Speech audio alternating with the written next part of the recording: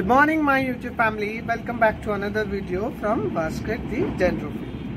আজকে আমরা দেখাবো যে নার্সারি থেকে গাছ কিনে আনার পরে আমরা যখন নতুন করে তাকে রিপোর্টিং করি বা অন্য পটে দিই বা পট চেঞ্জ করি, কিছু কিছু সময় আমাদের গাছ ঝিমিয়ে যায়। তো গাছ যাতে না ঝিমায় বা স্ট্রেস, গাছ কোনো রকমের স্ট্রেস পেলে সেই স্ট্রেস রিলিফ বা স্ট্রেস বাস্টার হিসেবে আমরা কি সার ইউজ করব সেই নিয়ে আলোচনা।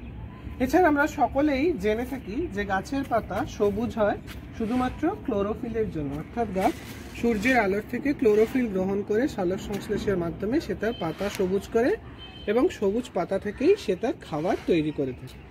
কিন্তু গাছের পাতা যদি হলুদ হয়ে যায় সেই ক্ষেত্রে আমাদের একটা চিন্তা লেগে থাকে।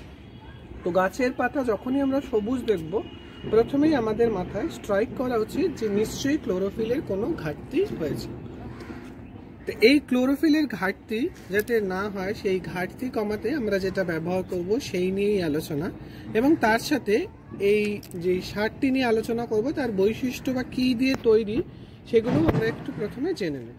তো আমি যেই সারটা আজকে আপনাদের দেখাবো সেটা হচ্ছে ম্যাগনেসিয়াম সালফেট বা এপসম সল্ট। এই ম্যাগনেসিয়াম সালফেটে থাকে অক্সিজেন, সালফার এবং ম্যাগনেসিয়াম। এই প্রতিটি উপাদানই আমাদের গাছের ক্ষেত্রে খুবই উপকারে লাগে। প্রথমে বলি যে গাছের স্ট্রেস রিলিফ, অর্থাৎ আমরা যেরকম এক জায়গা থেকে আরেক জায়গায় যখন যাই আমাদের মেন্টাল ফিজিক্যাল যেরকম একটা স্ট্রেস পড়ে, গাছেরও সেম স্ট্রেস পড়ে। তো এই স্ট্রেসটাকে বাস্ট করতে সবথেকে কার্যকরী ওষুধটি হলো এই ম্যাগনেসিয়াম সালফেট। তবে এই ম্যাগনেসিয়াম সালফেট ব্যবহার করারও কিছু বিধিনিষেধ আছে, অর্থাৎ এর পরিমাণ যদি গাছে বেশি হয়ে যায় সেই ক্ষেত্রে গাছ কিন্তু সমস্ত পাতা তার ঝরিয়ে দেবে। মতো এর ব্যবহার করলে আমরা খুব ভালো রেজাল্ট পেতে পারি। স্ট্রেস বাস্টার হিসেবে এটি যেমন কাজ করে সেরকম আরও অন্যান্য বিষয়েও এ কাজ করে। যেরকম আমরা কোনো গাছ যখন দেখি যে ঝিমিয়ে পড়েছে, অর্থাৎ গাছ কোনো কারণবশত গাছটা ঝিমিয়ে পড়ে, বা আমরা এটাকে মানে ম্যাগনেসিয়াম সালফেট বা এপসম সল্টকে মৃত সঞ্জীবিনীও বলতে পারি। কিরকম টাইপের আপনাদের একটু বলি আমি। কোনো গাছ যখন দেখছেন যে প্রায় মৃত, প্রায় মানে মরে যাওয়া গাছকে অবভিয়াসলি আপনি কখনোই ফিরিয়ে আনতে পারবেন না, কিন্তু মরে যাচ্ছে বা গাছ ঝিমিয়ে যাচ্ছে, এই অবস্থার গাছকে খুব সহজেই এই এপসম সল্টের মাধ্যমে আমরা ফিরিয়ে আনতে পারি। এছাড়া যখন দেখুন নতুন, বিশেষ করে যখন আমরা গোলাপ গাছ সেন্ডারে বসাই, তো রুট বলটাকে আমরা মানে বেয়ার রুট করে এটাকে যেহেতু বসাই, তাই এক্ষেত্রে ম্যাগনেসিয়াম সালফেটের ব্যবহার খুব দরকার। অর্থাৎ গাছটা কিন্তু স্ট্রেস পায় যখন আপনি তাকে মাটি বা তুষ থেকে খুলে সিন্ডারে বসাচ্ছেন, সেই সময় গাছ খুব স্ট্রেস পায়। তো এই স্ট্রেসটাকে রিলিফ করার জন্য আমরা ম্যাগনেসিয়াম সালফেট ইউজ করব। প্রথম 2 থেকে 3 দিন আমরা ম্যাগনেসিয়াম সালফেট ইউজ করার পরে বা ম্যাক্সিমাম 1 সপ্তাহ পরে দেখতে পারবো যে নতুন শুটসগুলো আসা স্টার্ট করছে।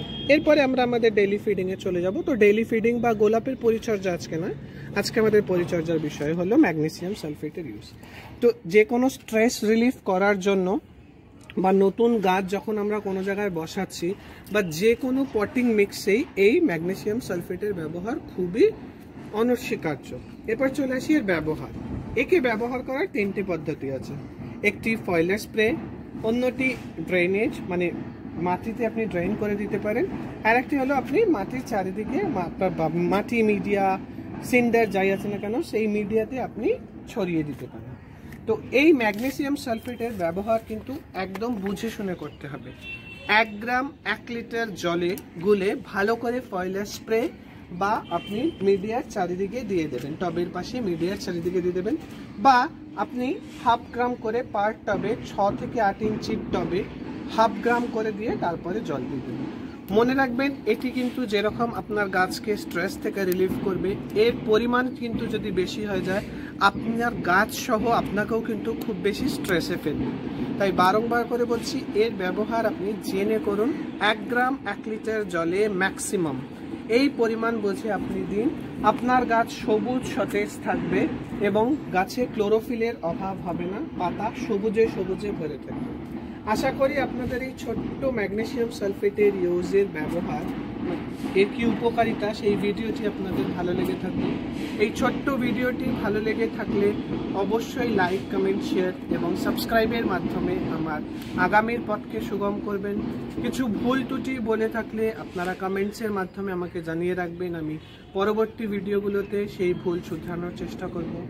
ভালো থাকবেন, সুস্থ থাকবেন, সবুজের পাশে থাকবেন এবং ম্যাগনেসিয়াম সালফেট বা এপসম সল্টের ব্যবহার পরিমাণ মতন করে আপনার গাছকে চিরসবুজ রাখবেন।